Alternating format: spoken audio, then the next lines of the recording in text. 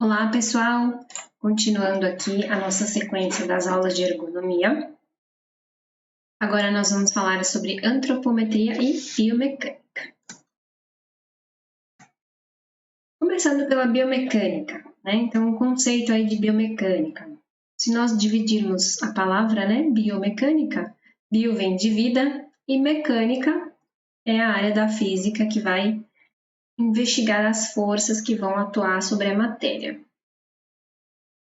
Aqui nós temos uma definição, né, da biomecânica, do NIB de 1994, e ele diz pra gente que é uma ciência que estuda as forças, né, tanto internas quanto externas, que vão atuar no nosso organismo, né, na nossa estrutura biológica, e os efeitos que essa força vai produzir no nosso corpo.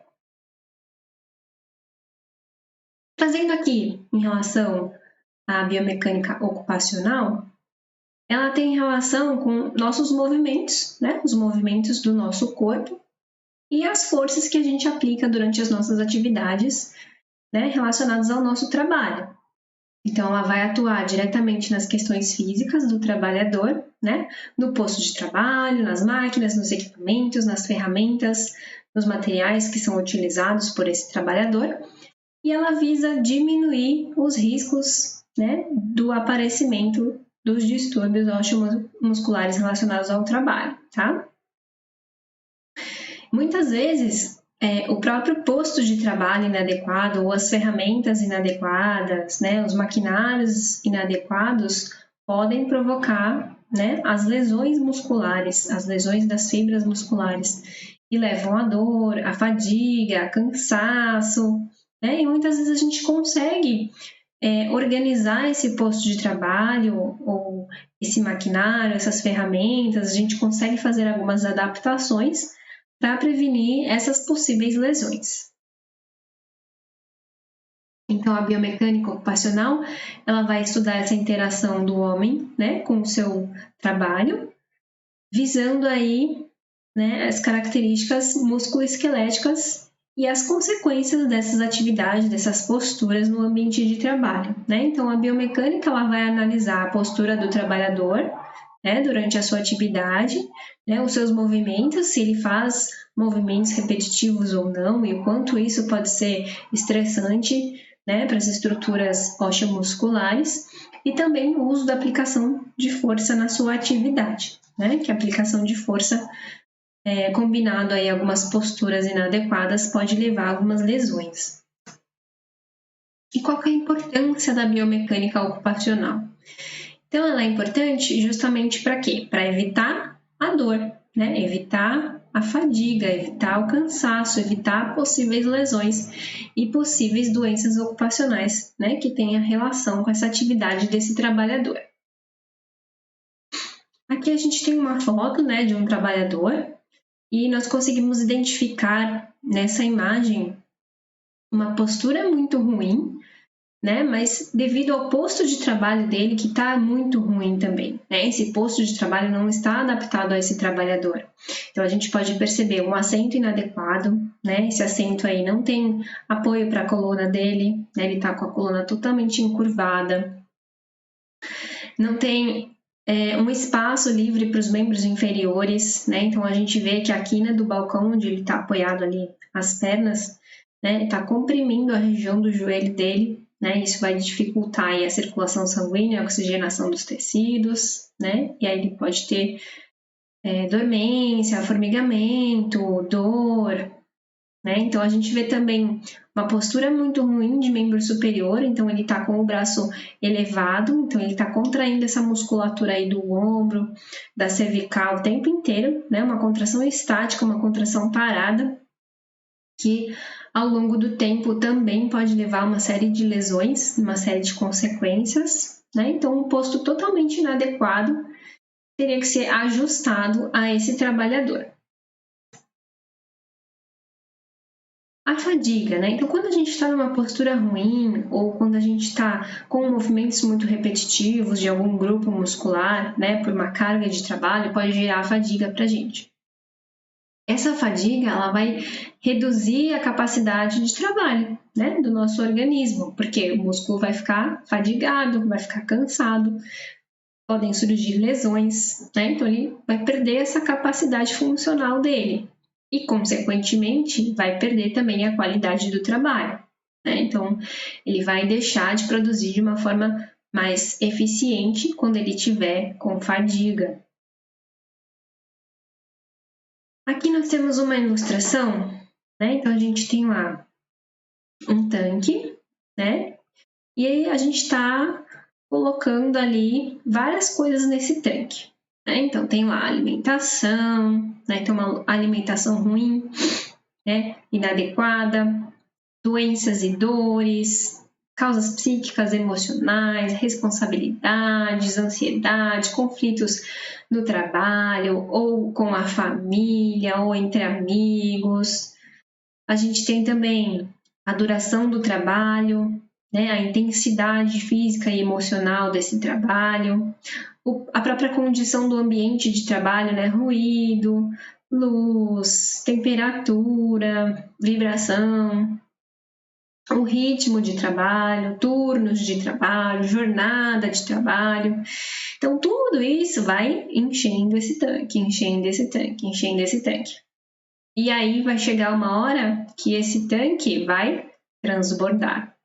E para que isso não aconteça, a gente precisa se recuperar, né? Tem que deixar um tempo para o nosso organismo se recuperar de tudo isso, né? Tudo isso é causador de fadiga.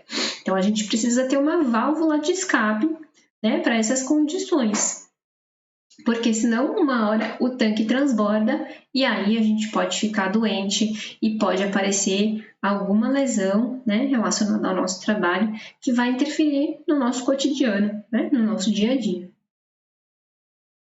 As consequências, né, da fadiga. Então a gente tem consequências físicas e consequências psicológicas, tá? Em relação às físicas, diminuição de força, né? Então a pessoa vai ter fraqueza, vai ter dificuldade nas velocidades dos movimentos, né? Vai cair também a precisão desses movimentos, vai aumentar o número de erros no trabalho e vai diminuir o tempo de resposta, de reflexo, né? Em relação a essas condições fisiológicas. E os fatores psicológicos, a pessoa vai ficar mais dispersa, vai ficar mais cansada de uma forma geral, vai ficar mais irritada, vai perder o interesse pelas coisas e vai ficar mais sensível a certos estímulos, tá? Então, são consequências da fadiga. Além da fadiga, então, a gente tem as dores também, né? Que impedem muitas vezes a gente trabalhar. E as causas dessas dores, né? Então, muitas vezes, manuseio de carga, né? Uma carga desajeitada, uma carga grande ou uma carga pesada. Então, se a gente for manusear, manipular essa carga de uma forma inadequada, a gente pode ter dor e pode ter lesão, né? Uma postura ruim, uma postura inadequada, né? Uma torção, uma rotação de tronco, de coluna, né? Quando a gente empurra ou puxa cargas, também pode causar algumas dores para a gente. Ou quando a gente tem um alongamento excessivo de alguma musculatura, né? Um estiramento. A repetitividade de movimentos também pode gerar dor. E inflamação, né? De alguma estrutura. Pode ser tendínea, pode ser muscular ou pode ser articular, né? Então a inflamação também gera dor. E os traumas, né? Então, além da fadiga e da dor, nós temos também alguns traumas, né, que podem ser prejudiciais para os trabalhadores. O que são esses traumas, né? Então, são provocados aí pela incompatibilidade, né, entre a exigência do trabalho e a capacidade física desse trabalhador, né? E aí a gente tem dois tipos de trauma, por impacto e por esforço repetitivo. O impacto é quando esse trabalhador é atingido por uma força súbita, né? Não está esperando e de repente tem um impacto, né? Algo súbito ali, uma força súbita que veio de encontro ali ao corpo dele, tá? Numa região específica. Então, por exemplo, uma colisão, né? Uma queda de algum material, de algum objeto. E aí a gente tem algumas consequências em relação a esse impacto, né? Pode ter uma contusão, um traumatismo, de repente até morte mesmo. E o trauma por esforço excessivo, né, por esforço repetitivo, então é quando o trabalhador está executando alguma atividade, né, quando tem alguma carga excessiva de alguma estrutura muscular, alguma estrutura tendínea ou articular, né, sem a devida pausa para a recuperação do organismo, então ele pode sofrer alguma lesão, tá?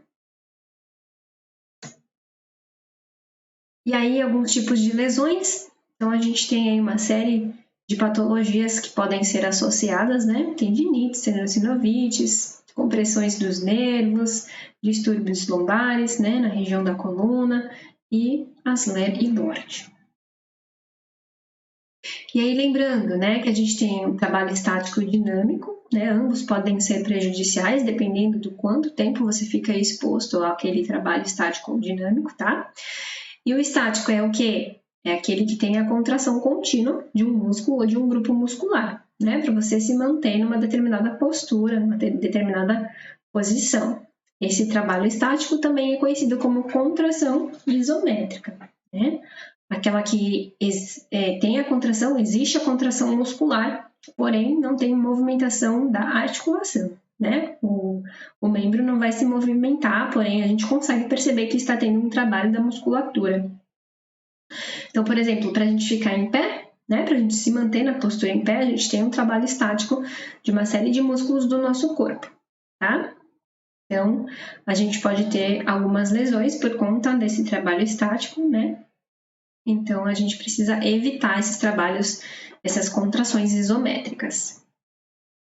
Aqui eu coloquei uma foto para vocês, né, de um exercício físico, a prancha, né, se alguém já fez, a gente consegue visualizar ali que o músculo está trabalhando, porém não está tendo um movimento articular, né, os membros não se movimentam, mas existe toda uma contração muscular ali, nas regiões dessa postura. E o trabalho dinâmico, né, é onde tem contração e relaxamento das musculaturas, né, também chamado de contração isotônica. Existem aí uma infinidade de atividades que exigem esse tipo de trabalho, né, de trabalho dinâmico. E aí, dependendo aí do quanto você execute dessa contração isotônica, né, se tiver movimentos muito repetitivos durante longos períodos, também você pode se lesionar.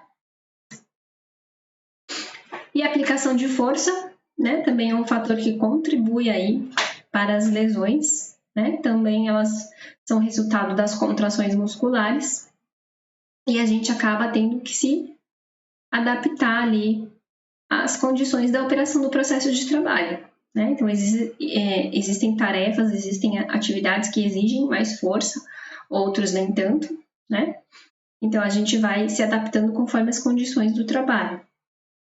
E aqui é uma nota, né, os trabalhadores mais experientes que já estão no trabalho, na atividade, no posto há muito tempo, eles costumam ter um gasto energético menor, né, do que os novatos, né, porque eles já conhecem todo o sistema de trabalho, né, como ele deve executar para ter um menor gasto energético, para se cansar menos, né, e aí com o tempo aquele trabalhador vai aprendendo esses macetes e aprendendo a ter uma redução de gasto energético e de fadiga no trabalho. Em relação à movimentação manual de carga. Então, existem muitos problemas relacionados à movimentação de carga com afastamento no trabalho relacionado a problemas de coluna, né? Então, tem estudos aí que dizem que a cada grupo de 100 pessoas, pelo menos de 50% a 70% delas aí vão apresentar problemas de coluna em alguma fase da vida, né? Então, existem aí algumas estatísticas de alguns países. Então, temos Grã-Bretanha, Estados Unidos e aqui no Brasil, né, onde existem muitos relatos de acidentes decorrentes aí do levantamento e transporte manual de carga, né, principalmente aí lesões de coluna, tá? Relacionadas aí a esse levantamento de carga. Aqui em relação ao transporte ainda, né, transporte manual de carga, nós temos a NR17, que fala sobre ergonomia, que traz uma citação no item 17.2.1.1, que diz para a gente o que é esse transporte manual de carga. Então, é o transporte designado a uma única pessoa, né, suportado a um único trabalhador, onde ele levanta e deposita essa carga. Tá? Aqui nós temos duas fotos, né, do século XX, aí dos estivadores, né, que trabalhavam no Porto de Santos, e eles levantavam essas sacas, né, essas sacas de café lá no porto, carregando e descarregando os navios. Então, desde lá, né, daquela época, a gente já consegue perceber esse excesso, né, no levantamento e transporte de carga, que é extremamente prejudicial para a coluna dos trabalhadores, né? Então, tem ali, né, eles levantavam e transportavam até 320 quilos nas costas. E hoje em dia não é muito diferente, né? Então, é muito comum a gente encontrar cenas assim, né, de trabalhadores transportando muita carga, né, sobre as costas, e existe alto índice de lesão por conta desse carregamento. Mas qual que é o limite permitido, né, já que é tão prejudicial assim? O quanto que a pessoa pode levantar, né? Então, no Brasil, existem algumas leis e normas específicas, né, em relação ao limite de peso no transporte manual.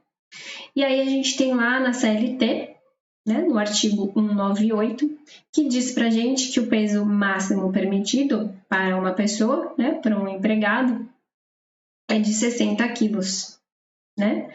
Mas isso está muito obsoleto, né? 60 quilos é extremamente prejudicial para qualquer pessoa, né?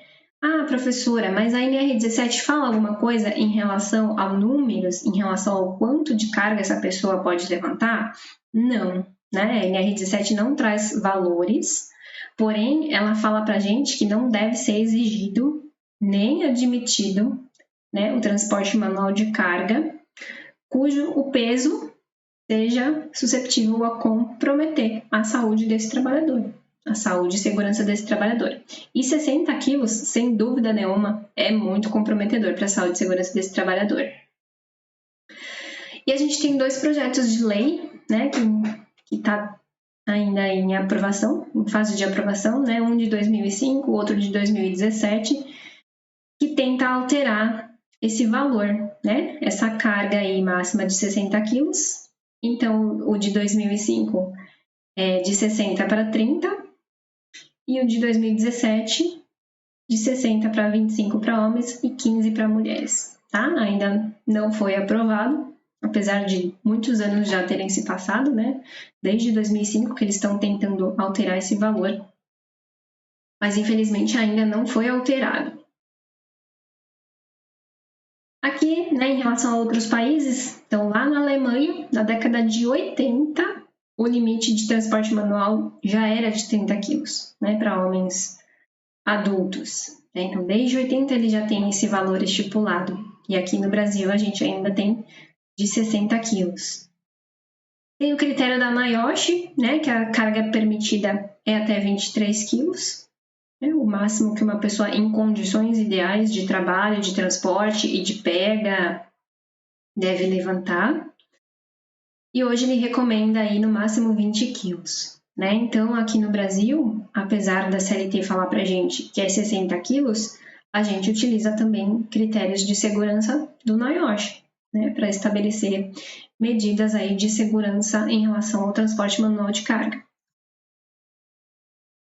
Em outros países, existem várias legislações diferentes. Então, cada país tem a sua legislação em relação ao transporte manual de carga, né? E varia muito esse limite. Né? Então, tem países que varia de 20 quilos até 100 quilos, ou até mais, de repente. Né? Então, não existe uma lei mundial, né, que estabeleça um padrão, um critério de uma carga, né, específica. Então, cada país tem a sua lei, a sua norma. Né? E aí a gente sabe que esses trabalhadores não estão totalmente protegidos, né? Já que em alguns países essas leis não são adequadas e não são nem cumpridas. Alguns fatores que podem influenciar, né, nesse carregamento de carga e nessas lesões que podem ser ocasionadas por esse levantamento. Então a gente tem ali, depende aí do tipo de atividade que essa pessoa vai executar, né, do esforço que ela vai realizar, do tipo de carga que ela vai pegar, né? Como ela vai pegar essa carga, como é o piso, enfim, depende de diversos fatores, né? Então, a gente tem ali a idade e o sexo do trabalhador, né? Então, a gente tem diferenças físicas mesmo, né? Então, um trabalhador jovem comparado a um trabalhador não tão jovem, né? O trabalhador jovem, a maioria das vezes, consegue transportar uma carga maior do que um trabalhador não tão jovem, né? E também a comparação entre homens e mulheres, né? Fisicamente, biologicamente, os homens e as mulheres são diferentes, né? Os homens, né, por questões físicas, corporais, eles têm mais força que as mulheres, né? E também isso é um fator de influência na hora do carregamento de peso, tá? Depende também da característica dessa carga, né? De como ela é, se ela é desajeitada para pegar ou não, qual que é o formato dela, em que posição que ela tá, se ela tá no solo, se ela tá acima do solo. Depende da capacidade motora de cada trabalhador, né? Cada trabalhador tem um físico específico, né? Então tem uma força diferente do outro, tem uma resistência diferente do outro, tem mais flexibilidade ou não, tá? Depende das condições do percurso, então da distância que essa carga vai percorrer, né? Se esse trabalhador vai percorrer segurando essa carga, se esse piso tem inclinação ou não, qual que é a condição desse piso. Vai depender da frequência com que ele levanta essa carga. Ele fica o dia inteiro, a jornada inteira de trabalho dele levantando essa carga. É esporádico, não é? É eventual, não é? Né? Quanto tempo ali? Qual é a frequência que ele levanta essa carga? Depende da postura, a forma com que ele vai levantar essa carga. Como é que vai estar a coluna dele? Né? Ele está numa postura boa para levantar essa carga? Depende dos parâmetros antropométricos, né? Então a gente já vai ver daqui a pouquinho, né, o que é a antropometria. E depende aí, né, da formação, de treinamento, de orientação, de características do ambiente, né? Então são muitos fatores que podem influenciar na hora de levantar e transportar uma carga, né? E dependendo desses fatores, você tem mais chance de lesão ou não. Então aqui algumas dicas, algumas orientações de como levantar e carregar a carga. Então, primeiro, a pessoa precisa se aproximar do objeto, né? Então, quanto mais próximo do corpo, melhor para ser levantado. Manter os pés separados na largura dos ombros, né? Então, você tem maior sustentação daquela carga, maior equilíbrio. Você vai se agachar, dobrar o joelho, manter a coluna reta, né? E concentrar a contração, né? E o peso ali nos membros inferiores e contração de abdômen. E aí vai levantar esse objeto sempre mais próximo possível do tronco, né? Apoiando ali a força dos membros inferiores, tá? E aí a pessoa vai se levantar e vai se deslocar, tá?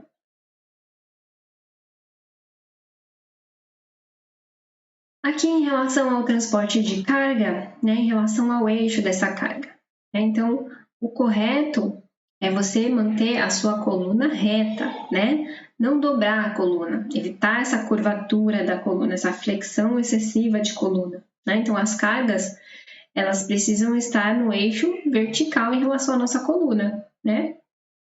Se ela estiver no eixo perpendicular à nossa coluna, ela pode ser extremamente prejudicial, né? Você pode ter aí um pinçamento dos discos intervertebrais, pode ter pinçamento de nervo, e isso vai causar alguma lesão, alguma dor, né, algum distúrbio para você. Aqui em relação ao distanciamento da carga em relação ao seu corpo e em relação à tensão que isso pode causar na sua coluna, né? Então, quanto mais próximo do seu tronco, mais próximo do seu corpo, menor é a tensão na sua coluna, tá? Então, a gente tem aqui, né, um objeto que pesa 20 quilos.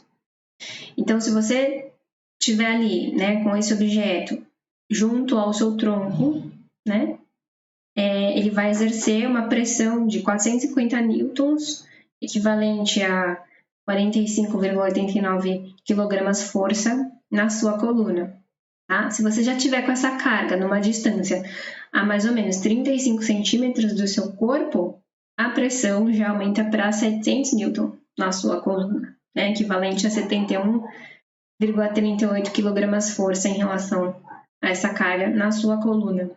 E se você tiver numa distância aí a mais ou menos 70 centímetros, com o seu braço totalmente esticado, a pressão na sua coluna vai para 950 newtons, né? Mais ou menos 96,87 kg-força de pressão na sua coluna.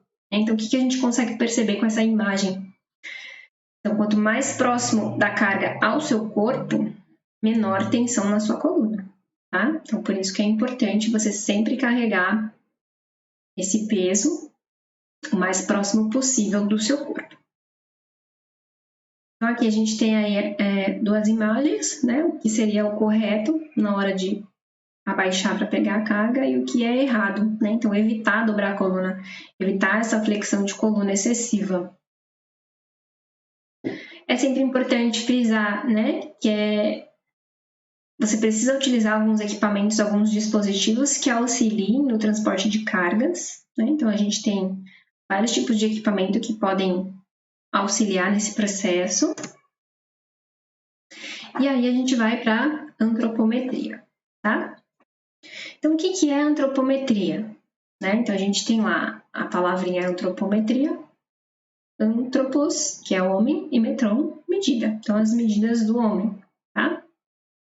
Então, a antropometria, ela trata das medidas físicas do corpo humano. Então, essas dimensões, né, essas medidas, ela tem uma relação aí com o alcance do movimento, né? O alcance e também com posturas adotadas no ambiente de trabalho, tá? Então, ela é a ciência que vai estudar as características do ser humano com relação à estrutura corpórea, utilizando, né, medidas do nosso corpo, né, que são algumas variáveis. E a ergonomia utiliza essas medidas antropométricas, né, na dimensão do espaço, na dimensão do alcance para esse trabalhador, né, em projetos de novas máquinas, novos equipamentos, novos layouts, né, levando aí maior conforto e bem-estar no trabalho para esses funcionários. Aqui a gente tem uma definição de Coulter sobre o que é antropometria, né, o estudo das medidas humanas, que são importantes aí em diversos aspectos relacionados ao ambiente de trabalho, tá? Para manter uma boa postura no trabalho.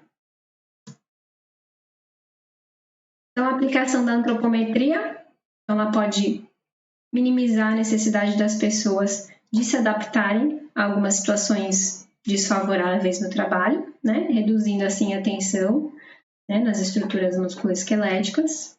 E ela permite desenvolver alguns critérios para avaliação de produtos, máquinas, ferramentas, equipamentos, né, em relação à adequação àquela população que vai utilizar essas máquinas e esses equipamentos. Então, a antropometria, né, em relação à ergonomia moderna, ela vai servir ali na concepção de equipamentos, de ambientes, né, algumas correções, né, então a altura, por exemplo, de mobiliário, de mesa, de cadeira, distâncias, angulações, tá? Então ela vai trazer maiores benefícios para a saúde e bem-estar dessas pessoas. Então, para a gente ter aí, né, medidas confiáveis, a gente precisa observar a população e as medidas dessa população, né? Então, lá no trabalho, em um determinado setor, nós precisamos avaliar as medidas antropométricas dessa população para a adequação de um posto de trabalho, por exemplo, tá? E aí determinar as dimensões, formas e concepções desses mobiliários, desses equipamentos, né? Adequando todas essas dimensões àquela população que vai utilizar, né, esses mobiliários e esses equipamentos. Aqui a gente tem uma divisão da antropometria, então a gente tem a antropometria estática e a dinâmica, tá? A estática é estrutural e a dinâmica é funcional. A estática, então, é relacionada às medidas do corpo parado, estático, né? Em alguns pontos específicos, alguns pontos anatômicos específicos do nosso corpo. E a dinâmica, ela vai medir os alcances em relação aos movimentos que a gente vai executar na nossa atividade. Aqui a gente tem aqui um exemplo, né, de algumas medidas antropométricas, né, estática. Então, com o corpo parado ou com pouquíssimo movimento, né? Então, a gente tem pontos específicos, pontos anatômicos específicos identificados, né, que vão ser avaliados, vão ser mensurados, e aí a gente consegue adequar algum mobiliário, algum equipamento, né, em relação a essa pessoa que irá utilizar. A antropometria dinâmica ou funcional vai medir os alcances, né, os movimentos que essa pessoa vai realizar para alcançar determinado objeto ou alguma máquina, alguma atividade que ela tenha que executar em relação ao alcance, né? Aí a gente tem aqui o alcance máximo, né, que é o alcance mais distante dessa pessoa, e o alcance ótimo, que é o alcance mais próximo a essa pessoa, tá? Então, tudo que ela for utilizar com maior frequência, ficar ali no alcance ótimo, né? Mais próximo do corpo dela. E tudo que ela for usar eventualmente, que ela não utilize, né, por longos períodos ou bem eventualmente, ela vai colocar ali no alcance máximo. E aí a gente tem, óbvio, as variações das medidas, né? Ninguém é igual a ninguém, né? Então as medidas variam de pessoa para pessoa também, né? E aí a gente tem aí alguns aspectos, né? Por exemplo, diferença entre sexos, variações intraindividuais, variações étnicas e influência do clima, né? Na proporção corporal. Tudo isso aí tem relação com variação de medida. Então, diferença entre os sexos, né? Diferença entre o homem e a mulher. Então, o homem e a mulher eles são diferentes fisiologicamente, fisicamente, biologicamente, né? Então, eles também apresentam medidas e variações corporais diferentes, né? Então, normalmente, os homens são mais altos que as mulheres, né? Normalmente, eles possuem o comprimento do braço maior, né? Então, tem diferenças aí de variações corporais, né? Tem os ombros mais largos, a mulher já tem o quadril mais largo, né? O homem tem a perna mais comprida do que a mulher. Então, são variações que a gente tem de diferente entre o homem e entre a mulher, tá? Aqui nós temos as variações intraindividuais, então variações da própria pessoa que ocorre durante a sua vida, né? Então, se a gente for comparar, né, a fase bebê, a fase infantil e o adulto, nós temos diferenças, né? Então, o bebezinho ele é menorzinho, só que ele tem a cabeça maior, o bracinho mais comprido. Então, aí a gente tem essas variações intraindividuais, tá? São essas mudanças físicas que a gente consegue perceber nas variações das medidas do corpo conforme o crescimento. E a gente tem as variações étnicas, né? Diferenças nas proporções corporais conforme a etnia das pessoas, né? Então, a gente tem esse quadro comparando, né, os americanos, japoneses e brasileiros, né? Então, a gente vê, é bem visível essa variação corporal, né, entre as etnias. Então, normalmente, os brancos americanos são maiores, né? Tem uma estatura maior comparado com o japonês e comparado com o brasileiro, né? Se for comparar o brasileiro com o brasileiro é um pouquinho maior que o japonês. Porém, os americanos são maiores que os brasileiros e os japoneses, tá? Então, tem diferenças, né? Variações também relacionadas à etnia, tá? Então, são proporções corporais diferentes.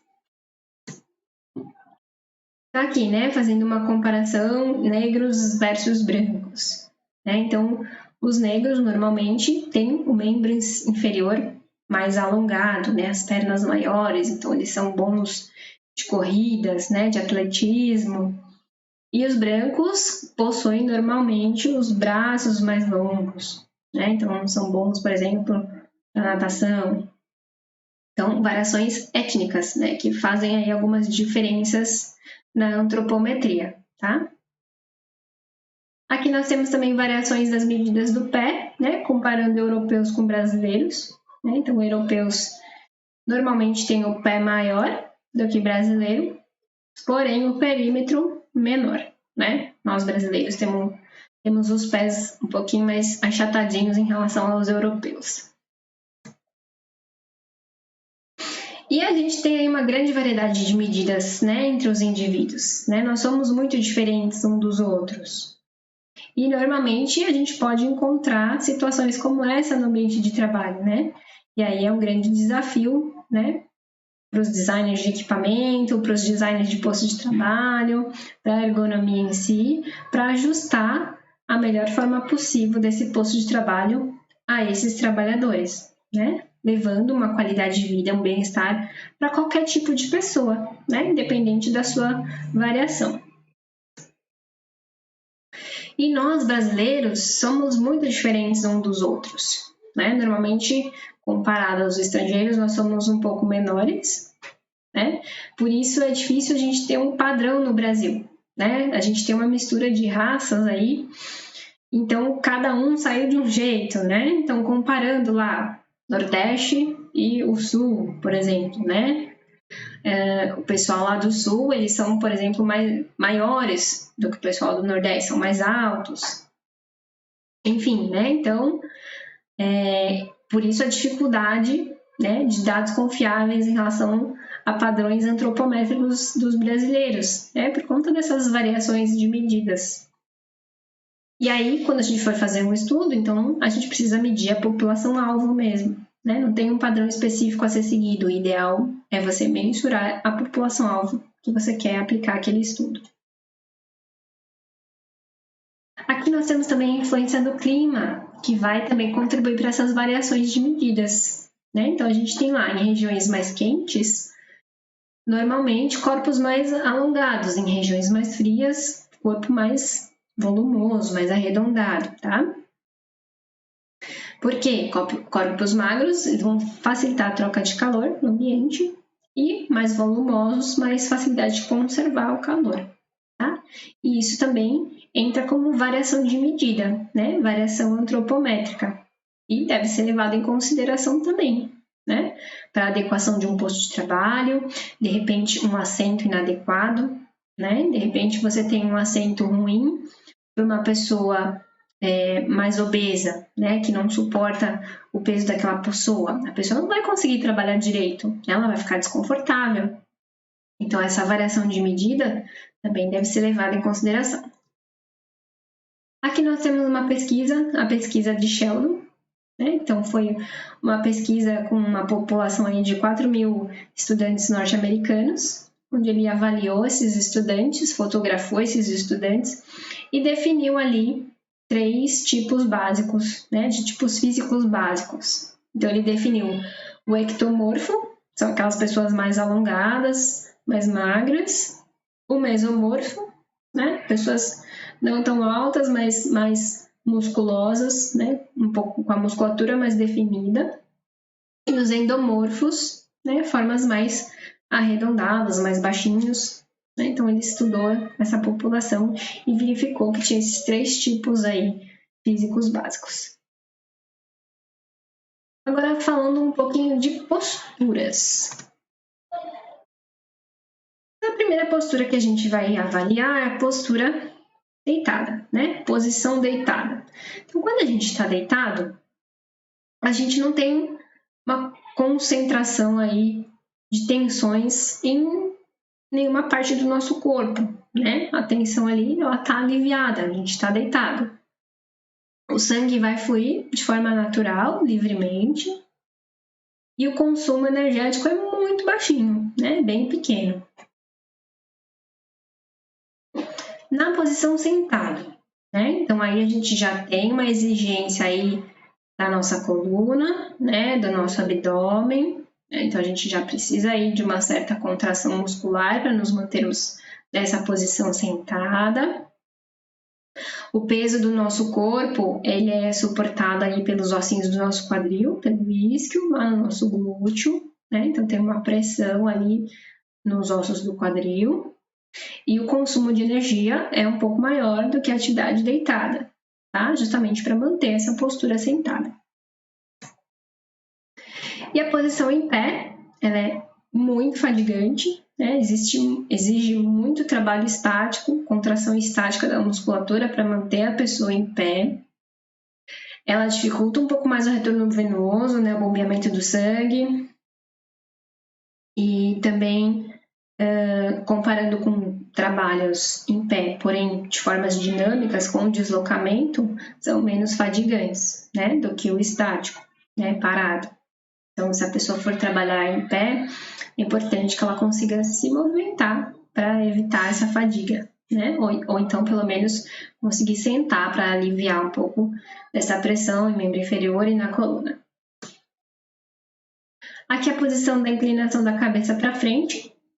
Então, ela fadiga muito rapidamente, né? Musculatura de pescoço, musculatura de ombro, porque ela precisa sustentar o peso da cabeça, né? Que é um peso considerável, né? De 4 a 5 quilos, o peso da nossa cabeça. Então, é uma postura muito ruim, né? E exige muito da nossa musculatura. Aqui nós temos a postura, né? Comparado postura e o risco, né? Em relação a essa postura. Então, em pé, qual que é o risco de uma pessoa que fica muito em pé ou que trabalha muito em pé, né? Então, tem risco ali nos membros inferiores, né, nos pés e nas pernas, então ela pode desenvolver as varizes, por exemplo, né? Nós temos ali sentado sem encosto, né, sem acomodar a coluna no encosto.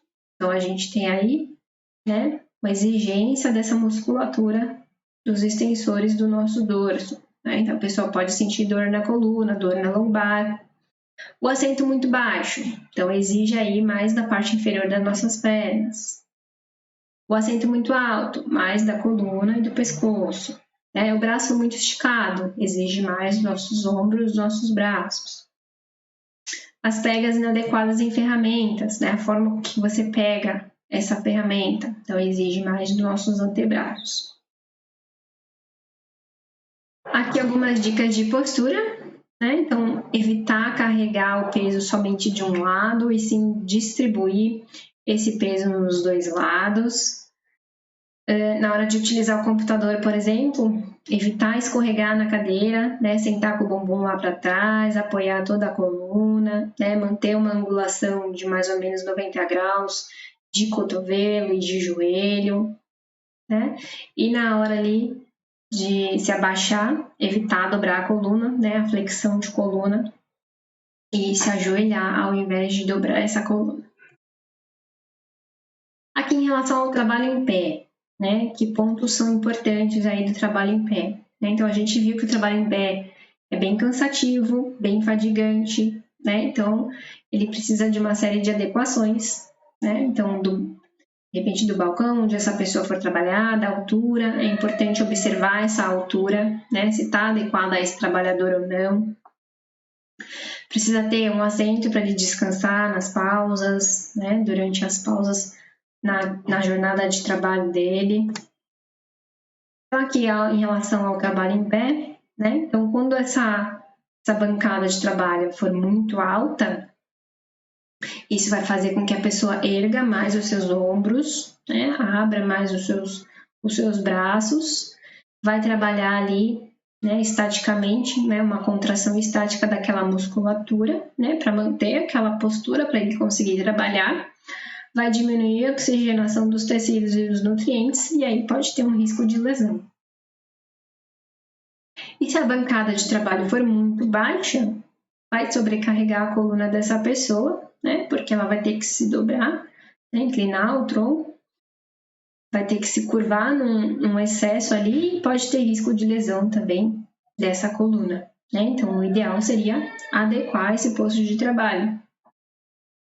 E aí, se tiver um baixinho e um alto, aí o que a gente poderia fazer, por exemplo, né? E uma bancada que não tenha um nivelamento de altura, né? Você não consiga regular essa altura. Então, você pode colocar, de repente, um tablado, né? Para esse mais baixinho conseguir levantar e utilizar essa bancada numa altura ideal. Então, a postura incorreta em pé aqui, né? A gente consegue perceber que a bancada de trabalho ela está baixa, né? Então, os profissionais estão adotando posturas inadequadas para a realização da atividade, e isso pode causar lesão. Então, a altura aqui, né, recomendada de bancada de trabalho, né, então, abaixo da altura do cotovelo, então, se você dobrar o cotovelo, né, no ângulo do cotovelo, a altura recomendada varia ali, né, de 50 a 100 milímetros, né, de 5 centímetros a 10 centímetros abaixo do seu cotovelo. Então, você flexiona o seu cotovelo a 90 graus, mede de 5 a 10 centímetros, é ali que tem que ser a altura da bancada de trabalho para quem trabalha em pé, tá? Porém, deve ser levado em consideração a natureza desse trabalho, qual que é a atividade dele, né? E aí isso vai variar, essa altura vai variar, né? Se for um trabalho mais delicado, essa altura vai ser maior. Se for um trabalho mais leve, essa altura um pouco menor. E se for um trabalho pesado, a altura menor ainda, tá? Para a pessoa conseguir aplicar força naquela altura determinada. Então, a gente tem aqui uma tabela, né? Comparando homens e mulheres, dependendo do tipo de atividade. Então, qual que seria a altura ideal, né? Para trabalhos pesados, para trabalhos leves e para trabalhos de precisão, tá? Então, a diferença aí de altura, tá? Então, para trabalhos pesados, 75 a 90 centímetros, a bancada de trabalho, a altura, né? Para homens, para mulheres, de 70 a 85. Para trabalhos leves, para homens, de 90 a 95 centímetros e para mulheres, de 85 a 90 centímetros. E trabalhos de precisão, para homens, de 1 metro a 1,10 m e para mulheres de 95 a 1,5 m, tá? Então, aqui a gente tem ali, na outra figura, né, a postura inclinada e a postura reta.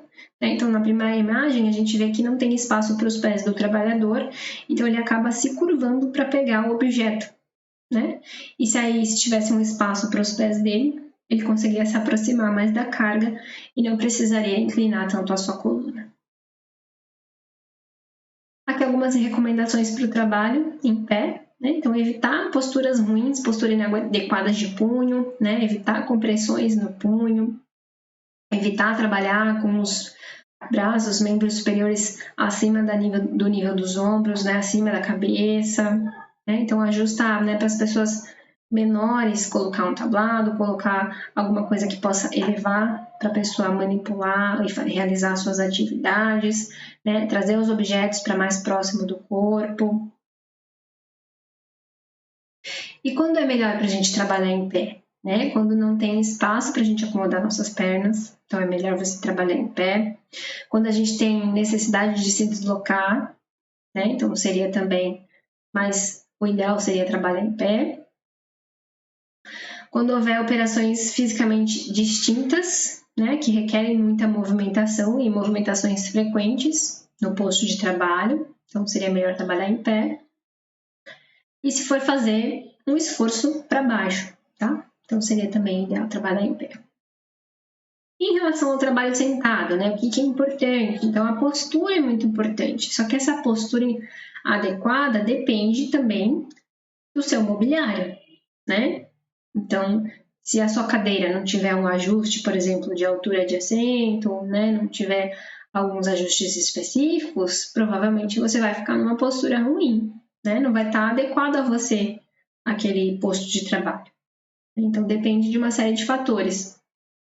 Então, você vai precisar sentar correto, mas para que você consiga sentar correto e evitar lesões, evitar dor, fadiga, você precisa também ter, né, um assento correto, né, com a altura correta, um mobiliário correto, equipamentos corretos, né, dispositivos que auxiliem para uma postura bacana. Aqui um pouquinho de história, né? Então, antigamente, os povos, eles se agachavam, ficavam de cócoras, né? E só era permitidos assentos, cadeiras, para quem tinha poder, né? Então, só o chefe podia sentar, o resto tinha que ficar agachado. E no século XIX começou a iniciar a ideia da posição sentada para melhor bem-estar, né? E redução de fadiga e de lesões, maior rendimento para o trabalho, né? E a gente viu que sentado o gasto energético também tem um gasto energético, porém a postura em pé ela é mais fadigante.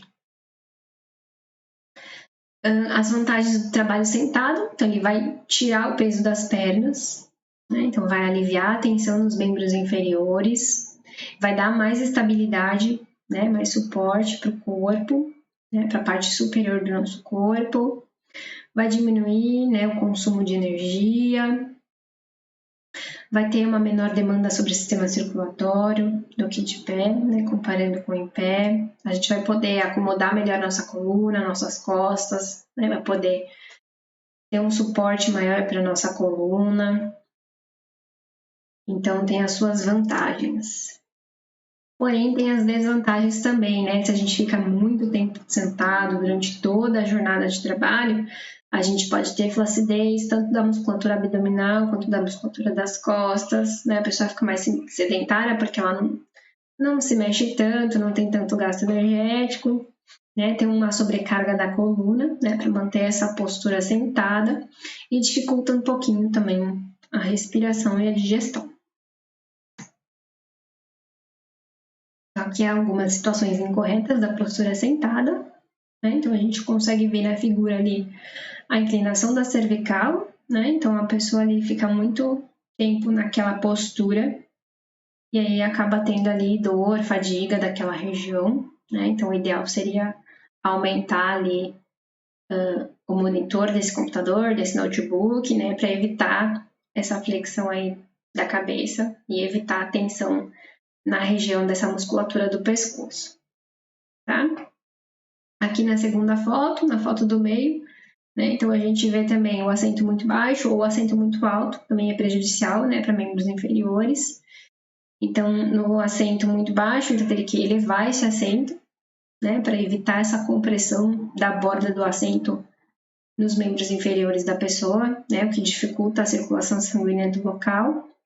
E para o assento muito elevado, teria que colocar ou um apoio para os pés, né, para pessoas mais baixas, ou então reduzir esse assento, mas lógico vai depender da altura da mesa desse trabalho.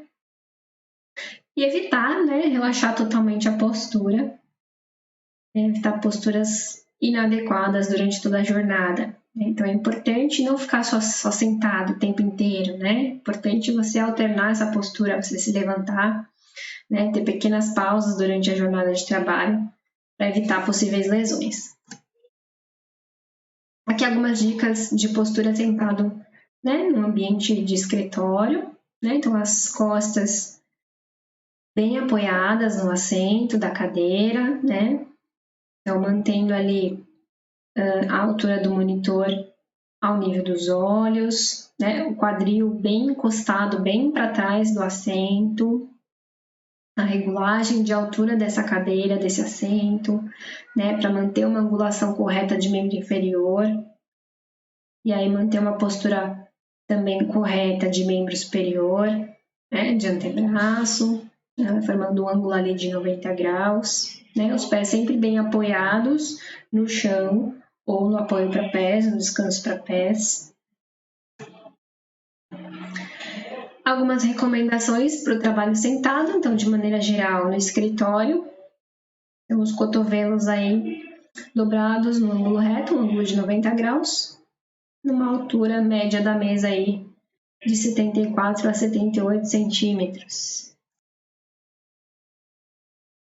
Em superfícies mais baixas, né, para trabalhos pesados, então um pouquinho mais baixo aí a altura da mesa, mas tomar cuidado que também se for muito baixo, pode conflitar aí com o espaço para os membros inferiores, tá? Então, a medida mínima aí de altura de mesa é de 69 centímetros para homem e de 65 para mulheres. Aqui trabalhos mais delicados, então aí você precisa de uma mesa um pouquinho mais elevada, né? Com um apoio, um suporte para antebraço, para punho, para que consiga executar esse trabalho delicado de uma forma que não comprometa aí as estruturas osteomusculares. Aqui nós temos aqui algumas recomendações, né, de alturas e de ajustes, né, denominados aí pela ABNT 13.962. E aí ela diz pra gente aí a altura de assento, largura de assento, comprimento, enfim, né, algumas dimensões, algumas variáveis que devem ser determinadas, né, em relação a esses assentos para não comprometer a saúde e segurança desses trabalhadores, tá? E a NR17 não diz para gente essas variáveis, ela não traz valores para gente, né? Ela só diz que o assento precisa ser almofadado, precisa ser arredondado, com a borda arredondada, né, com a altura regulável, com encosto ajustável. Então, não traz essas dimensões, porém traz essas orientações em relação ao assento. Aqui uma pesquisa, né, como que os trabalhadores costumam se sentar nos escritórios. Então, 15% senta na pontinha da cadeira, 52% na metade da cadeira, 33% senta em toda a cadeira, 42% encostado no encosto, né, inclinado para trás, e 40% com braços apoiados na mesa, né? Então, diferentes posturas aí de diferentes pessoas, né? E normalmente as pessoas acabam sentando mesmo dessas maneiras, né? Ao longo da jornada de trabalho. E aí, muitas vezes, essas posturas podem prejudicar aí a coluna desse trabalhador. E quando que é melhor alternativa para trabalhar sentado, né? Então, ferramentas, componentes, dispositivos com altura máxima de 6 centímetros do plano de trabalho, onde não há necessidade de manusear pesos excessivos, né, não mais que 3 quilos, para montagens finas frequentes, para escrita frequente, para uso de máquinas de datilografia ou computador, né, datilografia nem usa mais hoje em dia, é muito difícil, mas porém utiliza o teclado do computador, né, então aí são algumas questões, né, que seria melhor trabalhar sentado. E 11 situações de uso inadequado do corpo no trabalho, né? Então, o corpo fora do eixo vertical, então você ficar muito flexionado, né? Com a coluna muito dobrada, é bem prejudicial, né? Fazer um esforço muscular muito grande, muito excessivo, então carregar peso além do que você consegue, né? Pode lesionar suas fibras musculares, você pode ter uma lesão, pode ser afastado do trabalho. Alta repetitividade de um mesmo movimento, um mesmo padrão de movimento, né? Sem tempo para essa estrutura se recuperar. Pode ser prejudicial para esse trabalhador. Trabalhar com os braços acima do nível do ombro, né? Acima da cabeça, né? Mantendo aquela contração estática, também pode ser extremamente prejudicial. Posições forçadas de ombro, especialmente a abdução, que é a abertura lateralizada, né? Também pode ser prejudicial. E movimentar, carregar e levantar cargas pesadas com alta frequência também é extremamente prejudicial. Sentado em posição estática ou forçada, né? Ficar muito tempo sentado, parado, né? Pode prejudicar, né, as estruturas osteomusculares. Pequenas contrações estáticas, porém mantidas por tempo prolongado, né? Então, em relação à contração estática. Esforço feito com a coluna torcida, né? Rotação de coluna e fletida, né? Dobrada ao mesmo tempo, é extremamente prejudicial para a coluna. De pé parado durante a maior parte da jornada, então mais uma vez, né? A contração estática para manter a postura em pé, extremamente prejudicial. Né? E esforços longe do corpo, né? Que a gente viu que tem uma grande tensão na nossa coluna, também pode ser extremamente prejudicial. E como que a gente pode controlar isso, né? Então, com a organização biomecânica do trabalho, né? Que visa o quê? Principalmente eliminar esse esforço estático, esse esforço parado, essa contração estática, né? Que é muito prejudicial para o nosso organismo.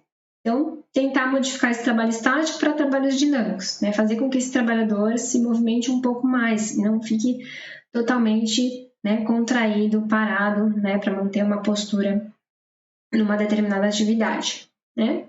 Então, pode ser utilizado alguns dispositivos, alguns suportes, né, que possam aliviar esse peso, que possam aliviar essa carga, né, reduzir esse esforço nesse trabalhador. Reduzir o tempo da tarefa dele ou alternar, fazer rodízio de atividade, né? Então, pode auxiliar também a eliminar esses esforços estáticos.